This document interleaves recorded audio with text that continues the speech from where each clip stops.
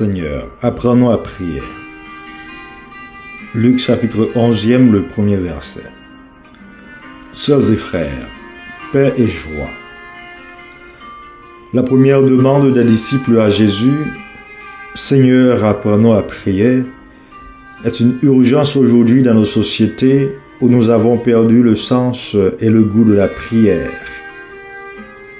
La réponse de Jésus nous dit que pour parler à Dieu, nous ne sommes pas orphelins de mots. Il nous a légué le pater. Une prière qui nous rappelle que nous sommes fils de Dieu et qui nous entraîne sur un chemin de confiance. Dieu se nourrit de nos prières qui expriment notre soif de lui. C'est quoi prier? Tel que nous le fait comprendre le livre des Actes des Apôtres, la prière est la respiration de l'âme. La parole de Dieu que nous méditons aujourd'hui est donc une suite de l'évangile du dimanche dernier, qui nous invitait à donner de la place à Dieu au milieu de nos activités quotidiennes. Donc, nos regards doivent sans cesse être tournés vers le Christ au milieu des aléas de notre vie. Sans la prière, affirmait le pape Benoît XVI, se référant à l'épisode de la visite du Christ chez Marthe et Marie, on risque de s'agiter et de se préoccuper inutilement au plan ecclésial et pastoral. Reconnaissant l'importance du travail, le pape a regretté que tout soit aujourd'hui mesuré à l'aune de la productivité et de l'efficacité. Nous vivons donc dans un monde exigeant, trop plein de lui-même. La plupart des gens pensent et agissent en prenant la prière comme une fuite de leurs responsabilités et du dur labeur, alors que les activités quotidiennes doivent être accomplies avec responsabilité et dévouement, mais sans oublier le besoin de Dieu. Sans quoi notre action se vide et perd son âme profonde, nous laissant insatisfaits.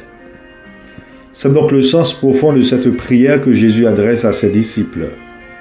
Voilà que beaucoup conçoivent la prière jusqu'à cette présente minute comme une thèse d'arithmétique ou un concert de mots présenté au Seigneur. Jésus a conseillé aux siens de ne pas multiplier les mots dans la prière et lui en livre une de quelques lignes seulement, très brève de surcroît, mais qui dit tout et qui est riche de nombreuses références à des psaumes. Cette version de Luc se divise en deux parties. La première porte sur la sanctification du nom du Père et sur l'avènement de son règne. Père, que ton nom soit sanctifié, que ton règne vienne.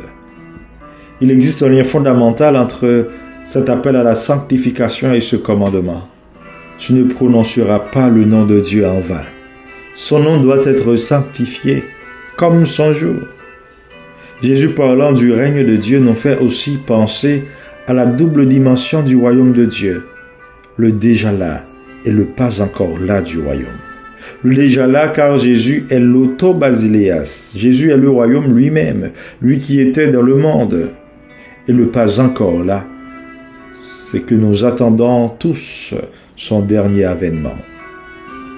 La seconde partie du Notre Père comporte des demandes essentielles pour la vie quotidienne.